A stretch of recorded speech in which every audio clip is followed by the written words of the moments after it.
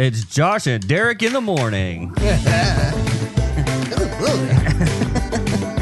is this?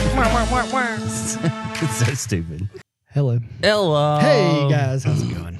Episode 100 and Shoot, I ain't got no idea, man. 30. I ain't 30. I'm going to guess 132.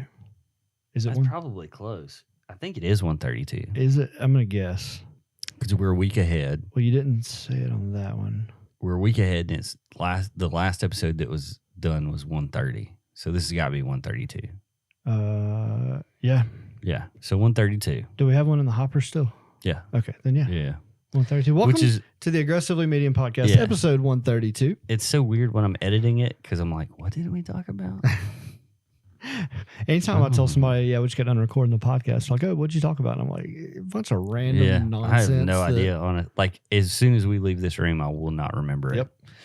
Do you listen to the podcast? Periodically. Yeah. I don't listen to every single episode, but I did when I first joined, but I've gotten to where it I'm gets like, yeah. I used to. I'll tell you what I did. I used to listen to it to critique my performance. Okay. That way, I know what I could do better the next time. Yeah. The first time I was on it as a co-host, Yeah. I said yeah a lot, Really? and I like it. By the end of the episode, I was like cringing. It was so Really? It's like yeah. I was like, shut up. Just like, a yes man. Jeez.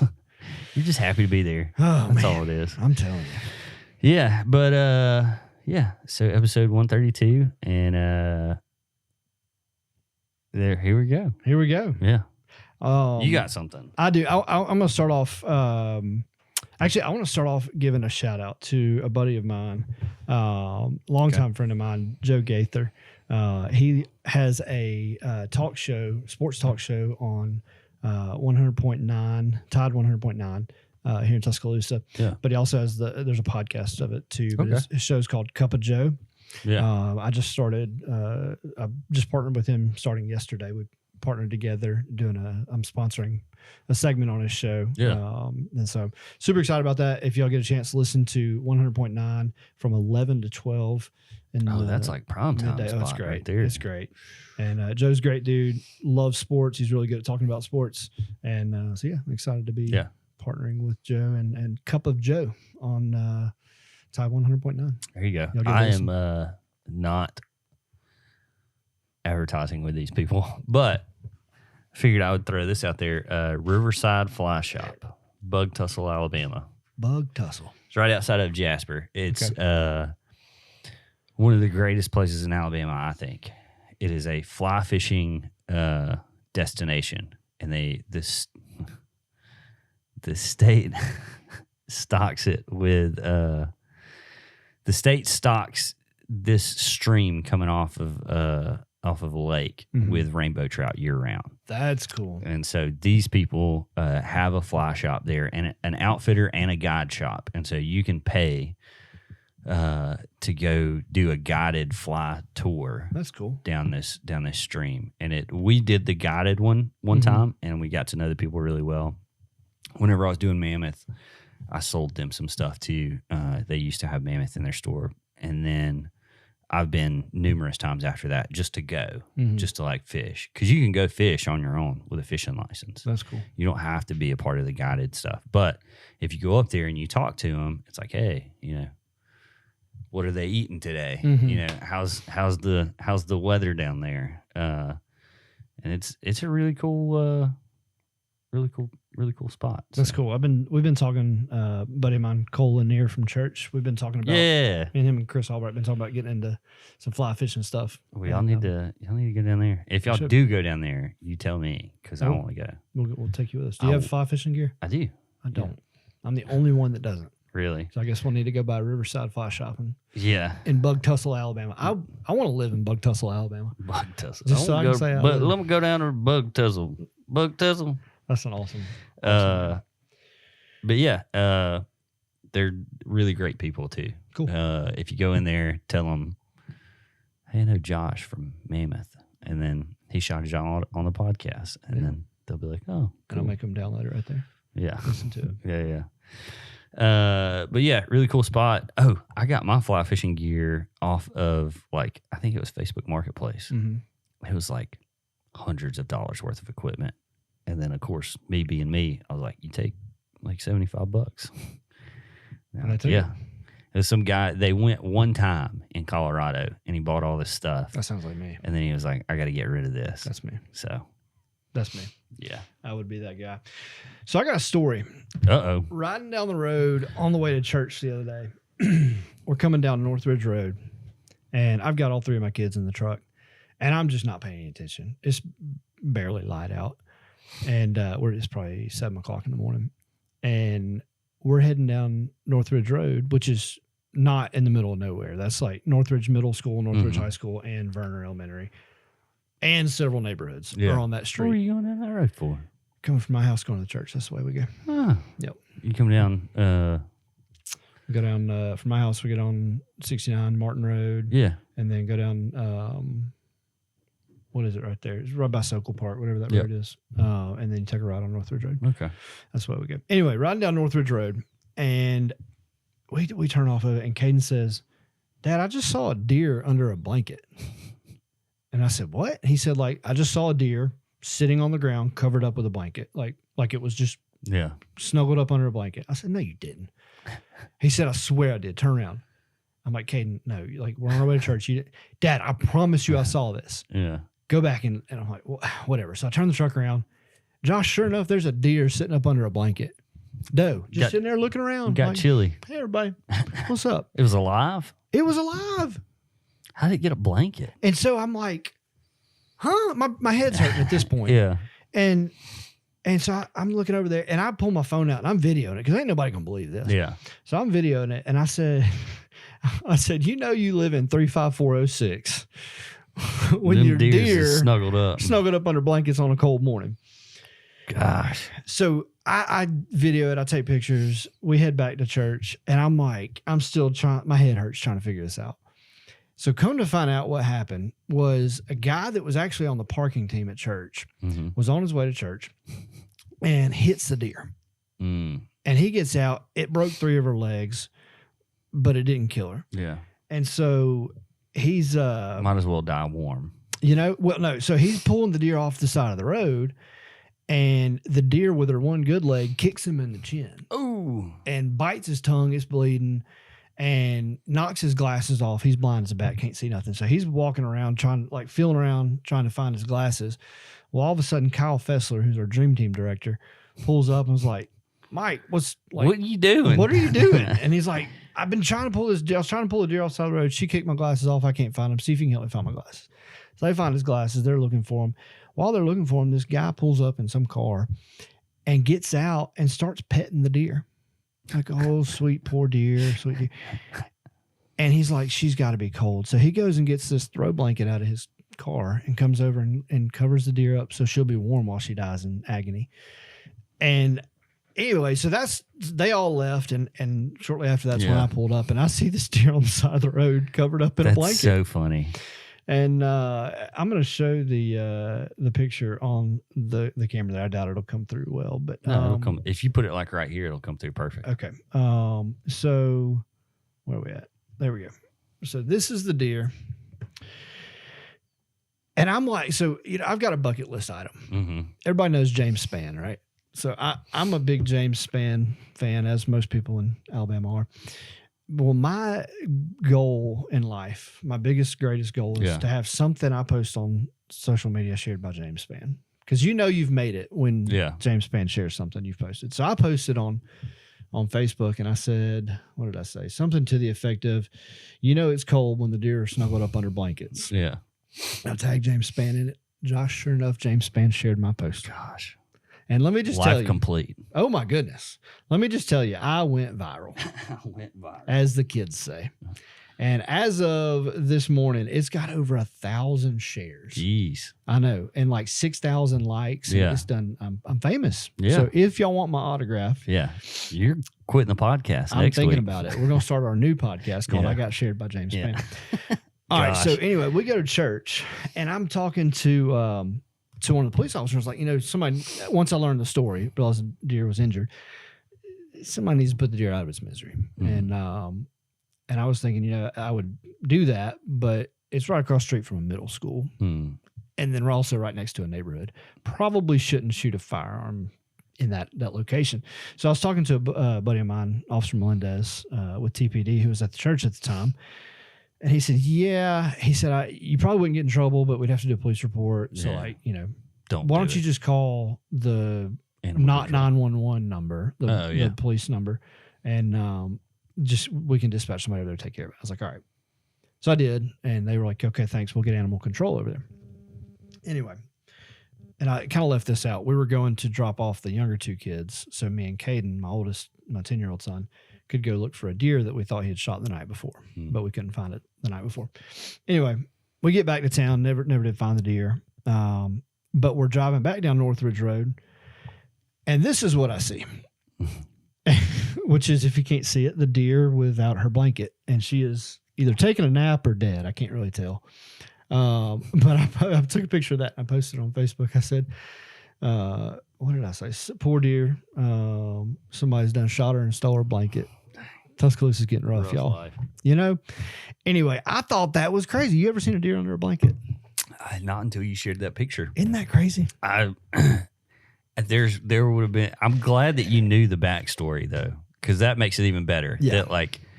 And that's a funny. I mean, that's a good story to go behind that picture too. Like, it wasn't just like, oh well, I hit it and then covered it up with a blanket. It's like, nah, the deer kicked me in the mouth, and then some other guy came back behind me and was just petting him.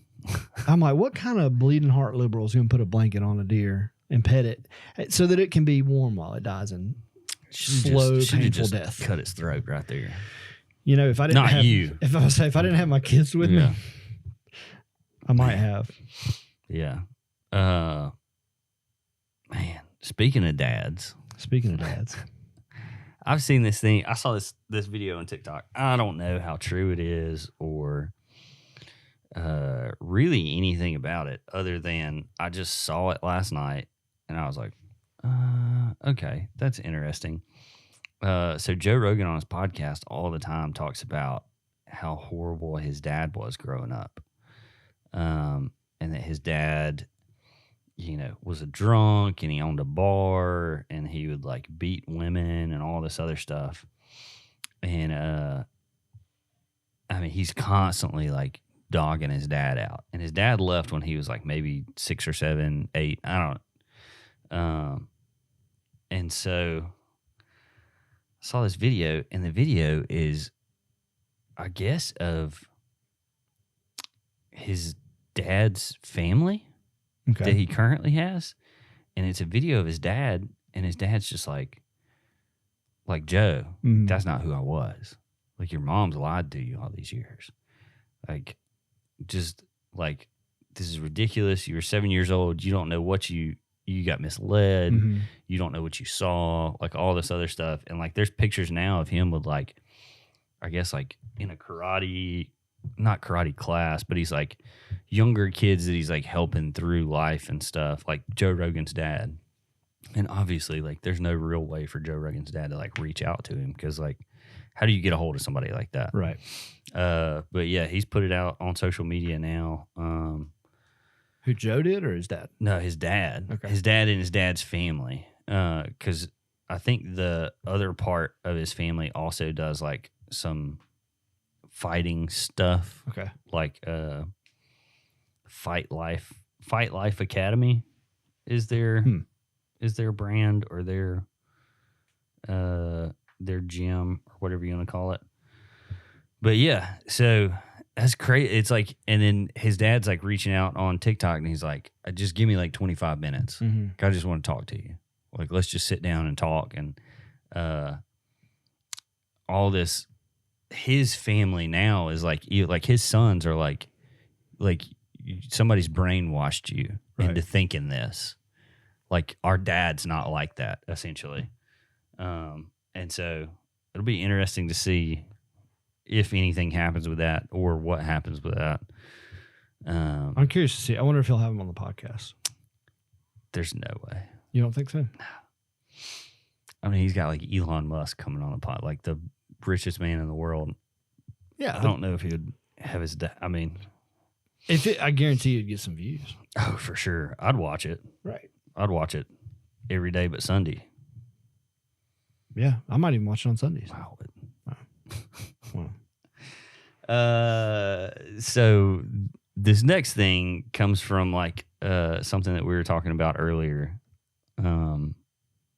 We kind of like got caught up in a conversation before the podcast. We have to do that a lot. We do, and then it's like in the middle of it, like we're like, stop. Let's just talk about it, which is unfortunate because like I feel like the conversation before is usually better Then the conversation during the podcast because we've talked about some of it. But we were talking about fatherhood and how, like, I guess, like, how do you cultivate in your son like a fervor for the Lord or like a yearning for them to like want God, and then you like see other kids that are around their same age, and it's like, man, why is it like what do we have to do? Like, what do I have to do to get to that point with my kid? Yeah. Like, I want my kid to like ask about things or know things, and sometimes like my son, like he's not of the age yet where I would think like even if he did get baptized, like he doesn't know what's going on. Right. But you see other kids that are his age and they're like, I want to get baptized. And then you talk to him and he's like, no. Yeah. It's like you don't want to force him into it Jason's either. 8. Yeah. Okay. So Caden's 10. He got baptized 3 or 4 years ago. But I was kind of the same mind. Like, is he just wanting to like get in the pool and get a t-shirt? Yeah. Because I did when I was that age. Mm-hmm. When I was that age, I was like, let me get in the pool. I want to get in the pool. Yeah, and Everybody I think else is most kids, like, I think most people, they will have they'll get saved, quote unquote, when they're a kid. Yeah. And then I can't tell you how many people I know who have been like, yeah, I got saved when I was a kid, but I didn't really understand it. Yeah. And like, then when I was in high school, like that's when I really, and that's my story. I mean, I got saved when I was, I don't know, a kid, less than 10 years old. But you then got like saved last year. I really met Jesus when I was like a freshman in high school. And that's when I got on fire for God. Yeah. Like that's when I really started my relationship with Jesus. Yeah. I got saved when I was 5, 6, 7 years old because I didn't want to go to hell because they said hell was fire and I didn't want to get burned. So I was like, okay, I'll say this prayer that you're telling me. Like, but that had nothing to do with the relationship with Jesus. And so that's kind of what we were talking about is like, how do we develop that in our kids? And I think that there's nothing we can say or do, or there's nothing we can say, tell them to do, tell them not to do, that will develop that within them. I think they're only going to see at that age, they're only going to see what we do. And that's how we can best kind of plant that seed in them. Yeah. Do they see you reading the Bible? Do they see you praying for them, praying for your wife? Do they see you, being the spiritual leader in your home? Yeah. And I look at people like, I look at Kyle Fessler. We talked about him earlier. Like he's such an incredible guy, and the way he leads his family is something that I'm like, man, that's goals right there. Like I see him. And I kind of mentioned like their daughter, Riley Ann, who's Caden's age in the same grade at school. She's such an awesome leader. Yeah. She loves people. She's so sweet. She's so grateful. Like she's so respectful of adults. And she loves Jesus, and you can just tell it. And like she loves, like she's bringing her friends to church, and like she's just awesome. Yeah. And I'm like, what is Kyle doing that I'm not? You know what I mean? And I look at it and I'm like, okay, that's really, Kyle is an example of a man that like leads his family well. Yeah. And as a result, look at what that's produced within his kids. Yeah. And so that's, to me, I don't think there's anything we could say or do. I think it's something that you've got to let your kids see. Yeah. Rather than hear. And that's like, and I guess this is not saying anything negative towards what's going on in our lives currently. Like there's like, I love my son. Right. He's a great kid. He does love God.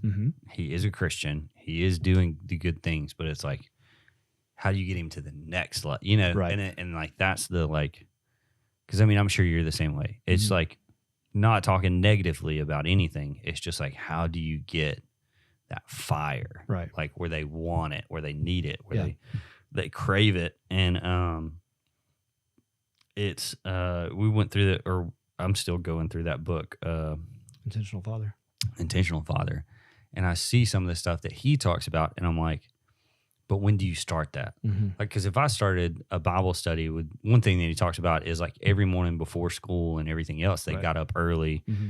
and they did like a Bible study with each other. Well, if you remember, he talks about, he says that once your son, there's an event where, hey, okay, son, now you're a man. Yeah. And now it's time for you to start the journey of growing into that man. Yeah. But this is your crossover from boyhood into manhood. Yeah. And that's when he started that morning Bible But study like, with him. when is that like obviously 8's not going to do it. Right. But like, is it 13? That's is what I it told Caden. 16? I think it's 13. I think it's I 13. mean, it's going to depend on the kid, obviously. Yeah. But I told Caden, like I've told Caden a couple times, hey, when you turn 13, like that's when you become a man. And that's when me and you are going to start like really working on what it looks like to be a man. Yeah. And like, you know, we're going to start kind of doing some things differently. Yeah. And he's like, what do you mean? I'm like, you know, and I want to build some anticipation for Yeah. it. You know what I mean? So that's, but I think there's that age where you start that, where you start like, hey, this is the day. Like, Yeah. there's a specific point in time, not around this time we'll start, Yeah. maybe talk. No, it's like, this is like your 13th birthday. Yeah. That day, you are a man now. And whatever that number is for. Yeah. And so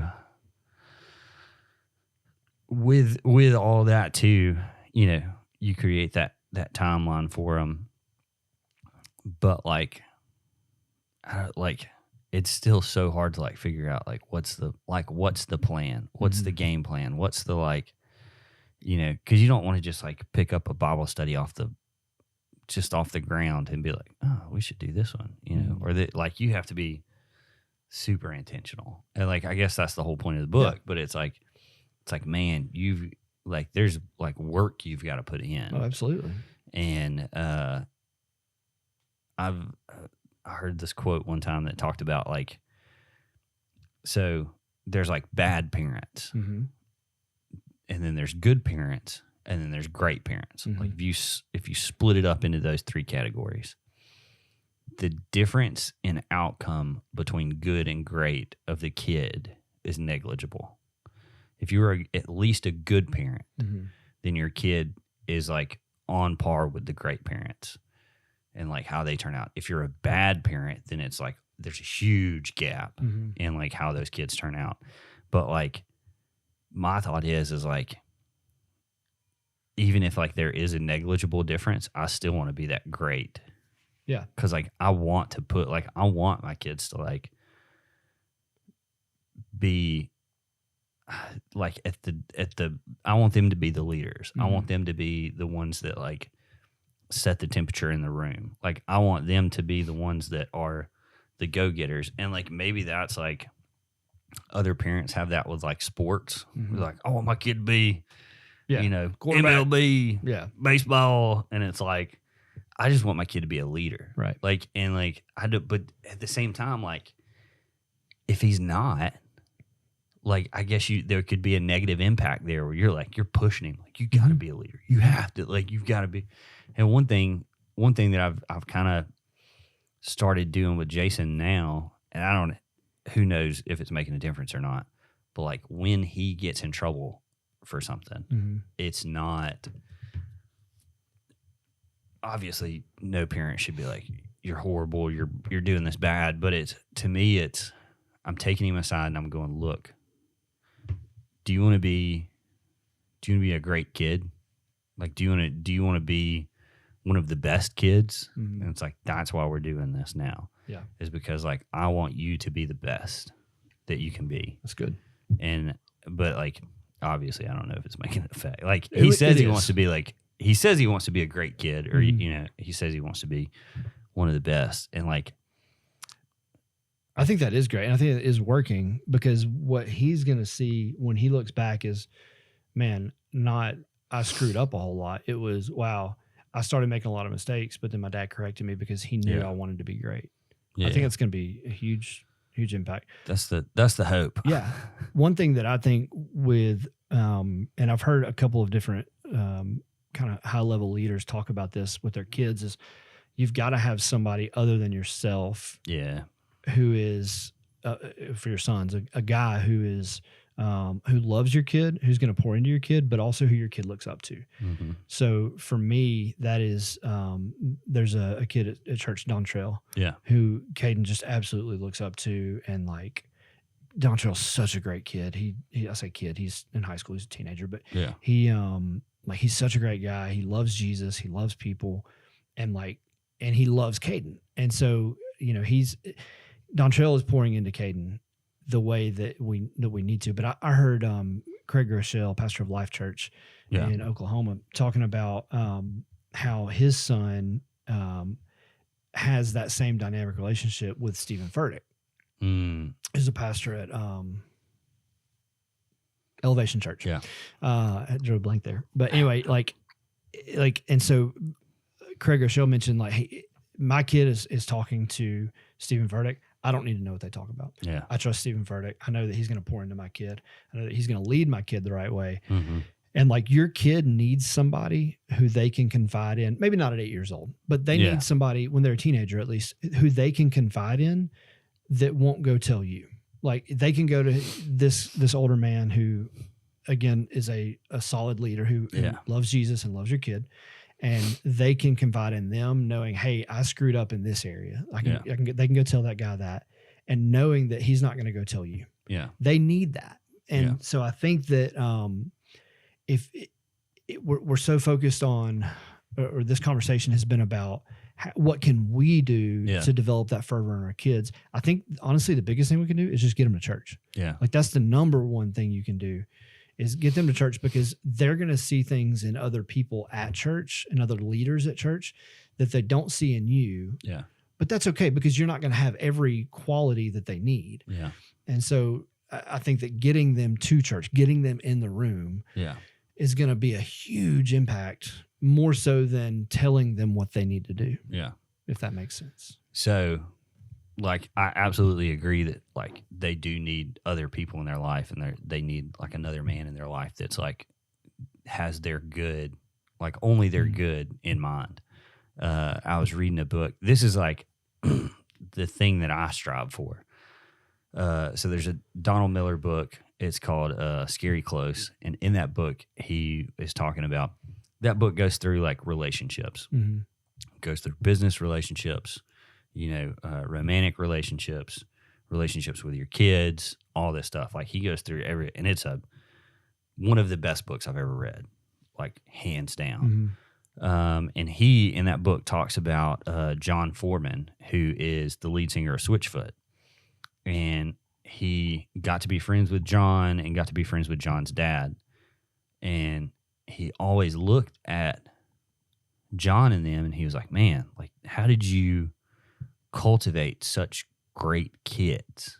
Because these kids are, John Foreman is the lead singer of Switchfoot. He's doing a ton for the gospel. Right. He's got a great heart. He's doing all kind of stuff for that. And he said he was one thing is that I instilled in my kids is that they can tell me anything. Mm-hmm.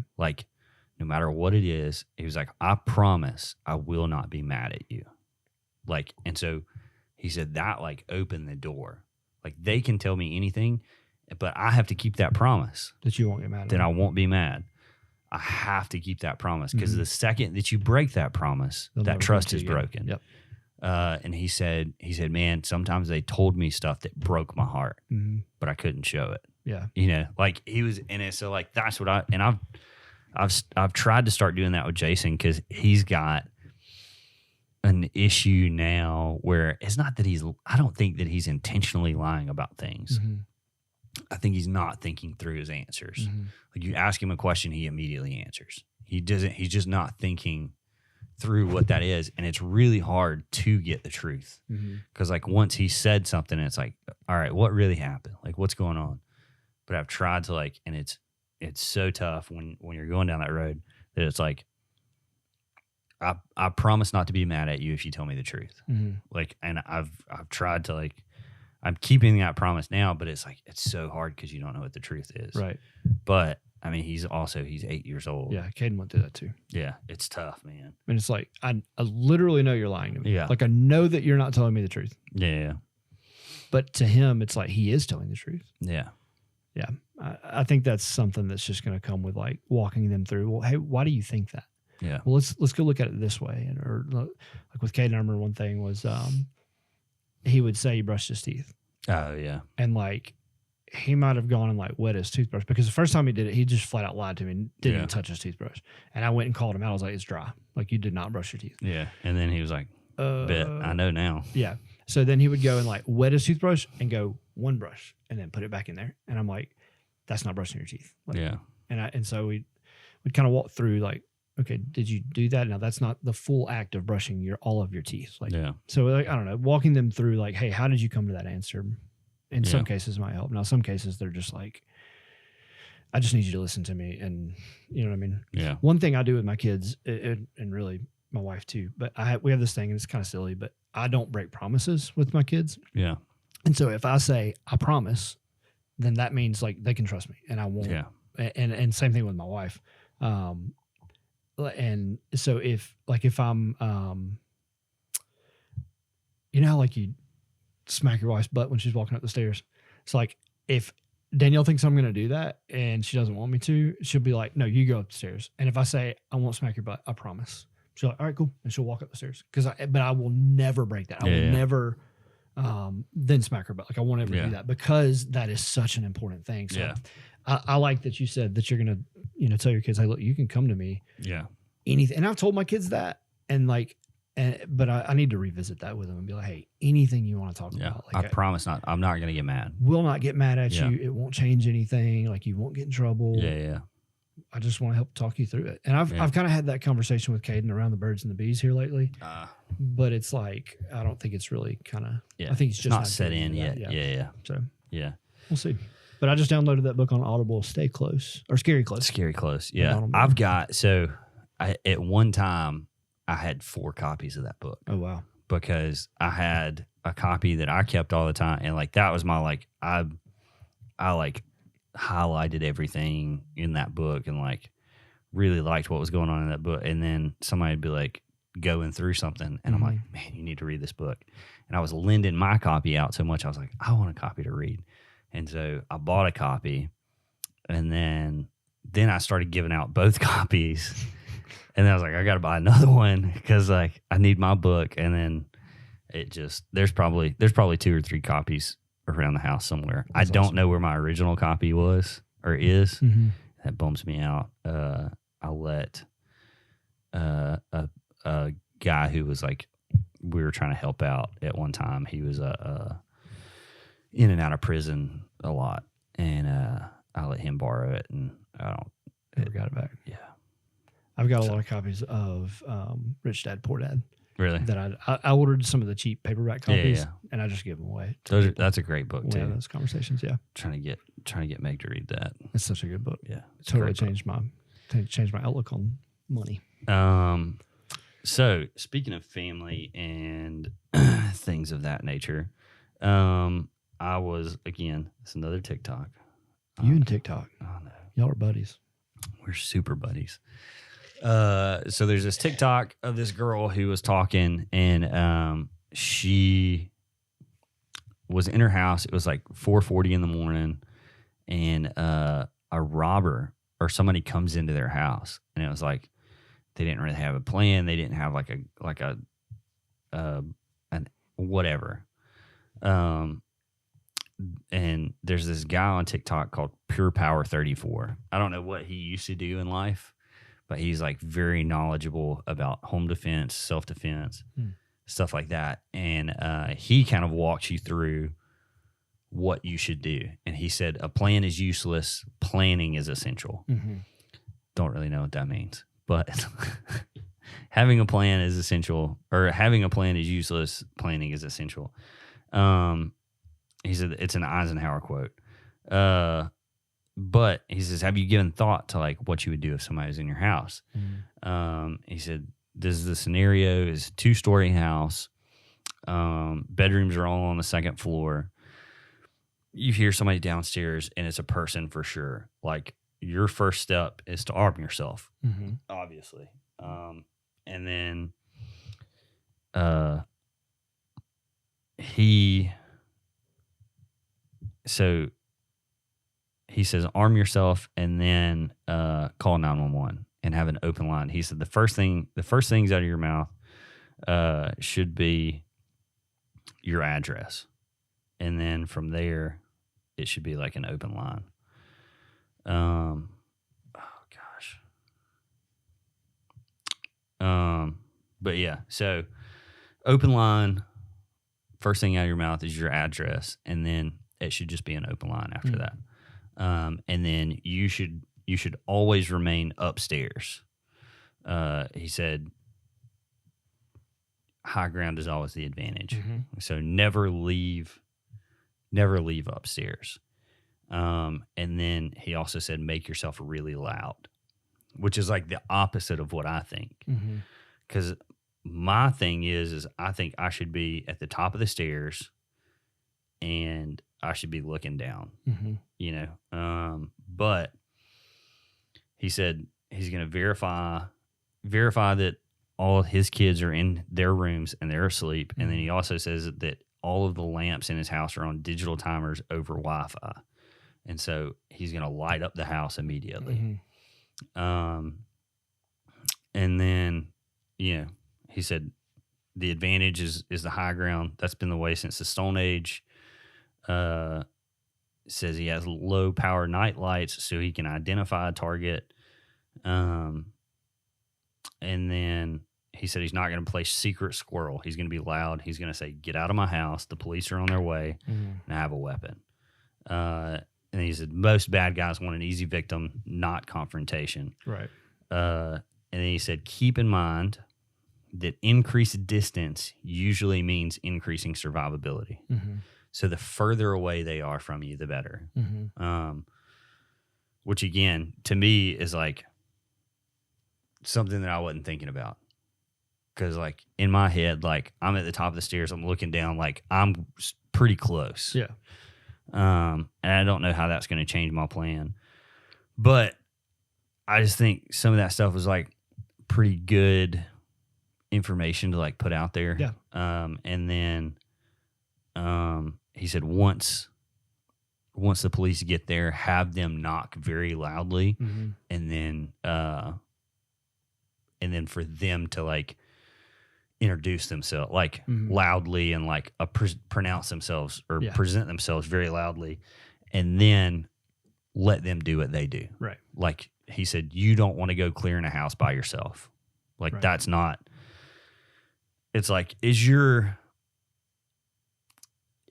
goal to like be the BA in this situation, or is your goal to survive and your family survive? Right. Which is, again, like kind of the opposite of like my mentality most of the time. It's like, I'm going to be at the top of the stairs. I'm going to be pointing down. And then like, if something happens, like, hey, stop, I'm here. And then whatever happens after that. Right. But like, it makes sense. Like, create distance between yourself and the person. Make yourself known. Make yourself loud. Let them get out of the house. Right. If that is an option for them, let them get out of the house. He says, don't leave the high ground until the police get there. Yeah. Because like, he could leave and there could be another guy downstairs. That guy could have been quiet, and he's just standing there waiting for you to come down the stairs. And then another thing he said is robbers during the day are usually trying to get something. Robbers at night are probably trying to get you. So keep that in mind too. That's good. I don't know. I have a thing like that. So my bedroom, our bedroom, when you first walk in our front door of our house, our stairs are right there. So like if somebody goes to the front door, like they're going to be able to get upstairs before I am. Yeah. So my initial thought is, but we also have an alarm system that will go off if if the doors are open. But that's something you got to think through. Like I think through all the time, what would I do in this scenario? Like I've cleared my house multiple times without my family there, just so I can practice doing that. Yeah. But like, that's something that you need to think about, and thinking about, don't worry about being the BA, like worry about protecting your family. Yeah. That's something that I've not really thought about, because my thought in I've got to protect my family is I've got to put this threat down. Yeah. And so exactly. if that's, that means I'm going to be put in harm's way, then so be it. But, do that. And that makes me think though, like if I'm going through and I'm trying to think if I go upstairs and I get my whole family upstairs and I know that we're safe and I'm like, you need to leave. I don't think I could do that, because like if somebody breaks into my house, that's where they're going to stop. Like that's where they're going to die, because I don't want to have to think, and I don't want my wife and my kids to have to think, well, what if that person comes back? Yeah. And so I want to be able to put that threat down, so be like, they can't come back. Yeah. That's my thought. Now, is that the smartest thing to do? I don't know, but I don't want I don't want my kids to have to think about what if that person comes back. Yeah. Well, I mean, so this is not to like poke holes in any poke holes of in that. That's what conversation's about. But like, so I don't want my kids to have to think about what if that person comes back. Flip side of that coin is that is going to be the spot that somebody died forever to them. Yeah. And so it's like, that is also like a trauma that could be brought up within them. I mean, and it's like, you could also withhold that information from them. You could probably withhold that information from an 8-year-old, but like Caden, just take him for example. Like you tell him, like your words to him can't be anything but the truth, right? Even if it's like, well, we don't have to worry about him anymore. It's like, well, what if he comes back? Well, he's not going to come back. Why won't he come back? And like lead down that like that line of questioning. And so I don't like. It's like both sides are not good, right? Whether and like the other part about it too is, and you see this even with police officers who are trained to do a job, and they're trained to, exercise force against a threat. There's multiple videos of after they shoot somebody, they just break down. They lose it. Because it's like, I didn't want to have to kill it. Like now I've got that on me that I killed somebody. Right. And so living with that for the rest of your life. And like, granted, you did the right thing. Right. You assessed a threat. You put the threat down. You protected your family. But now, like in those dark places in your mind, that thing is always going to be there. See, I obviously don't know how I would feel in that situation until I walk through that. But I have thought through that scenario hundreds, if not thousands of times. Yeah. And I don't think, obviously without going through it, I can't know for sure. Yeah. But I don't think that I would lose a wink of sleep. Yeah. Because if somebody's coming in trying, like my job as a husband and as a father, as the leader of my home, the man of my house, my job is, I have two jobs. I have to protect my family and I have to provide for my family. Yeah. If I've protected my family by putting somebody down, like they made that decision when they walked into my house intending to do harm to my family. Yeah. Like, I don't think I would lose a wink of sleep over that. I'm sorry if they died because of it. Yeah. You shouldn't have broken into my house trying to hurt my family. Like, I mean, I like it's. And somebody said one time, what if they're just trying to steal your TV? Don't try to steal my TV. Yeah. Like, do you value your stuff over their life? Yes. Like, I don't know that they're coming in to steal my TV. Yeah. What if they're coming in to steal my TV and that's all they wanted to do, but when they see me, they break out a gun? Yeah. Well, I don't know that. Like, you're in my house when you're not supposed to be. Yeah. You're a threat. I'm going to put you down. And so do I value my TV over their life? Absolutely, I do. 100%. Yep. So, and this is like, obviously, again, playing devil's advocate here. say that person is, a veteran Mm-hmm. who has just hit some hard times. Yep. But they're coming into your house to steal something, Mm-hmm. but they're a veteran, and so they're not ignorant to things, and they're coming in armed. Mm-hmm. If you don't have that distance between you, that option to hey, you can leave right now. Mm-hmm. Because say you pop a round off, and then he's got one in the chamber too, and he's got more training, okay. more training, more ability, and it's there's that side of it too, where it's like you are to provide for your family and to Mm-hmm. provide for your keep them safe. But if you're not there anymore, Mm-hmm. How do you do because you didn't give the option Mhm. of No, I you get can that. back out now. I get that. I mean, What if though, when I pop that round off, he pops one back off to, just a reaction, and then's like, oh crap, I better run. And then it he could, runs. yeah, Like that Could that be. could happen. And now I have we'll be able to find the round that he fired that yeah, may potentially lead to an arrest. That's Yeah. there's a million different ways that could go. Yeah. One of those is me dying. Yeah. Sure. But if I see somebody in my house that's not supposed to be, and they're trying to take a TV, yeah, I'm gonna, hey, get out of my house. yeah, And I I would have go. cameras in my house, so Yeah. but if they then try to approach me or Oh, yeah.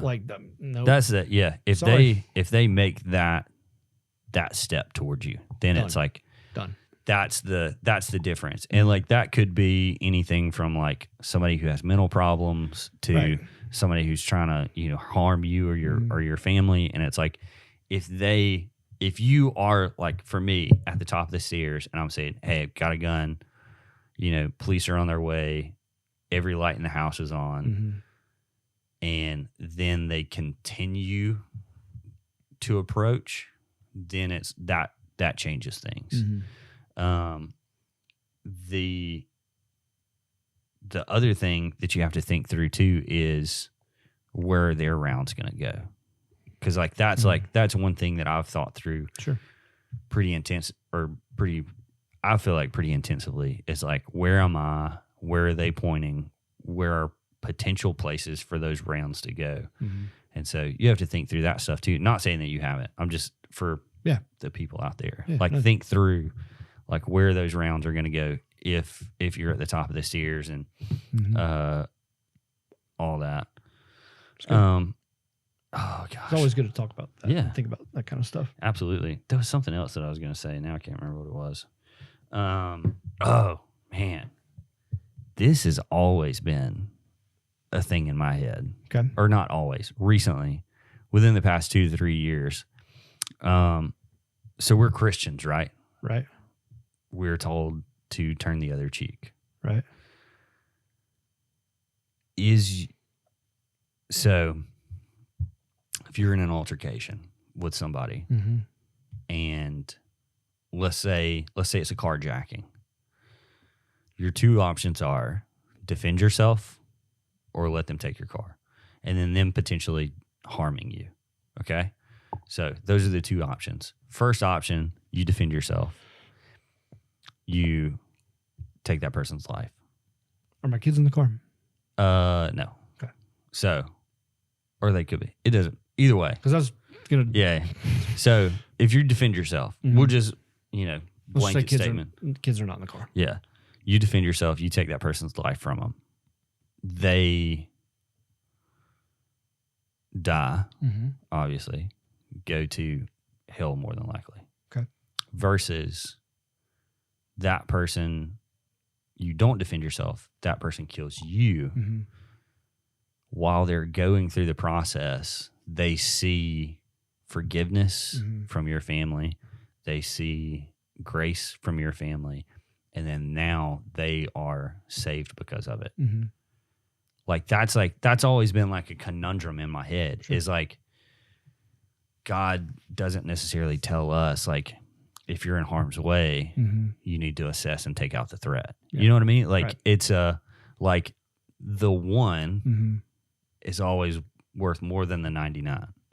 So my my thought there is, and ask if my kids are in the car, because that will for those sure. are two different answers. If my kids are in Yeah. the car, I'm sorry. Yeah, like yeah. you're It's getting it a up. I mean, but it's a to If me my it's a kids are not tough in the car- it's a tough question either way. If my kids are not in the car, have at it. Like it's Yeah. yours. You can have it. Yeah. It's not worth it. Now if it's a I take their life or I give them my car and they still take my life, Yeah. well then I'm going to take their life. I'm sorry. Yeah. Because then I'm not there to protect my kids. I'm not there to be the example for my kids. And I'm not going to leave my kids without a father just for the what if of this dude might get saved one day. Like I'm sorry.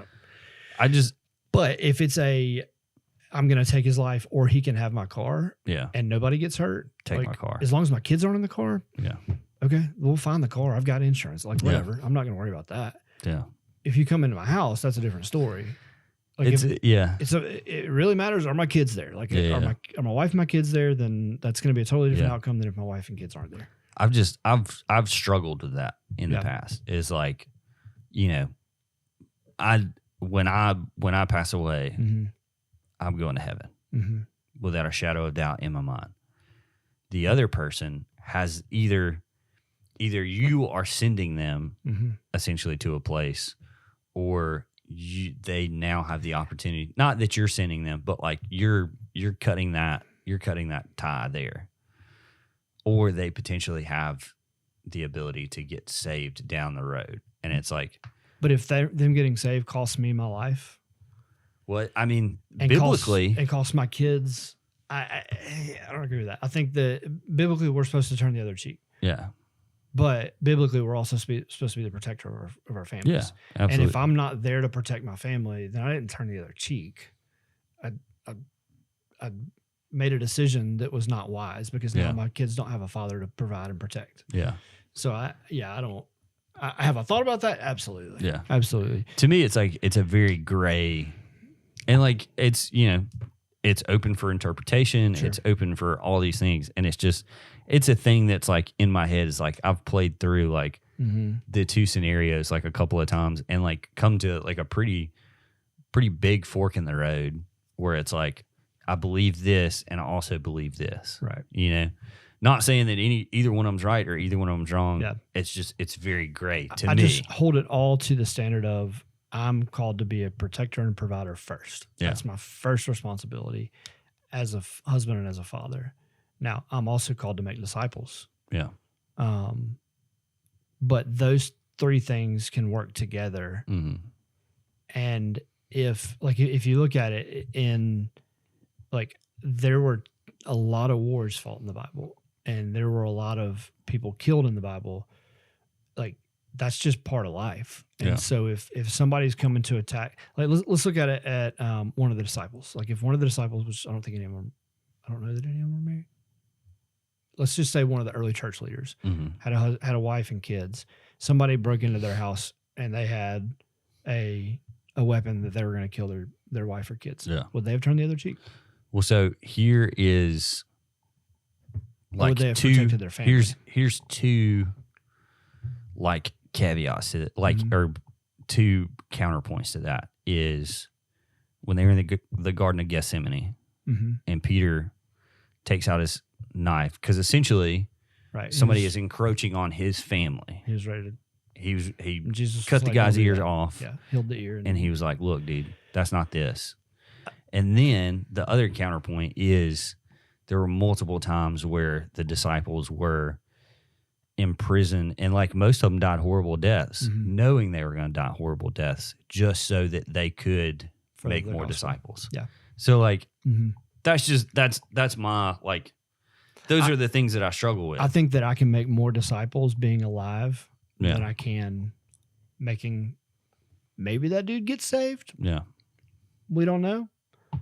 I'm not going to risk my life for that. It's not great for me. It's pretty black and white. I got to be there to protect my family, provide for my family, and also be the example for my family. Yeah. Like I want my kids to look at me and see, okay, that's what a man looks like. That's what it looks like to really love Jesus and really make disciples. Yeah. And I know that I can go and invest in a dozen, young men, and I can pour into them and make those 12 disciples. Yeah. I can make those 12 guys, help them become disciples of Christ. Mm. And that to me is is better than, well, if I let this dude kill me, he might get saved one day. Yeah. Like that's not even a. Yeah.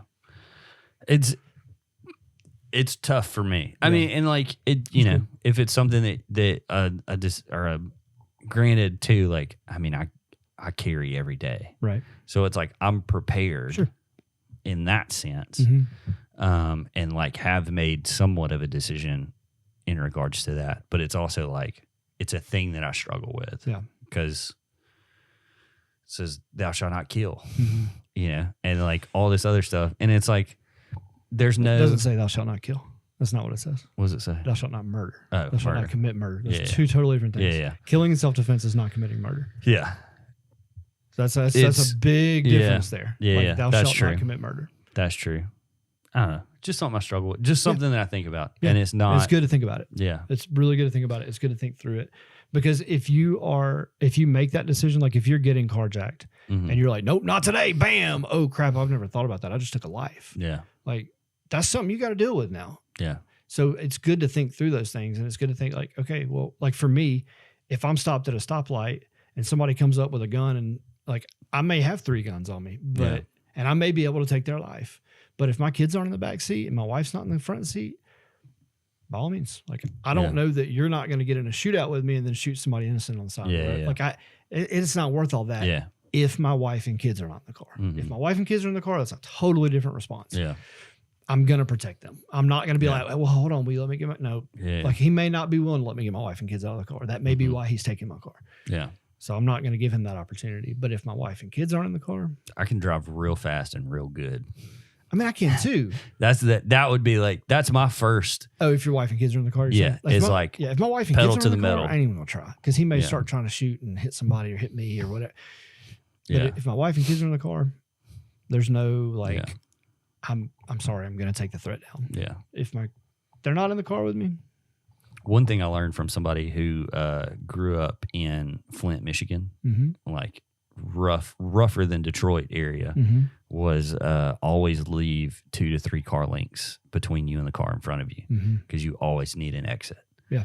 And so I've like been mindful of that I do that. pretty heavily. I do Like that a lot. I need to know where my ways out are. Like almost every red light, I'm like, where's my way out? Yep. What happens if your battery dies? Then what happens if you run out of gas? Then I'll just go get more gas. You can't get more. You can't get more electricity. Ain't no way. You telling me you get more power? No. You get one battery. That's it. That's it. And it's a AA. Yeah, they are actually pretty comparable to a AA. Really? Underneath there. There's like 1,000 of them underneath the car. But yeah, those are the cells that they use. Those are so bad for the environment. Horrible.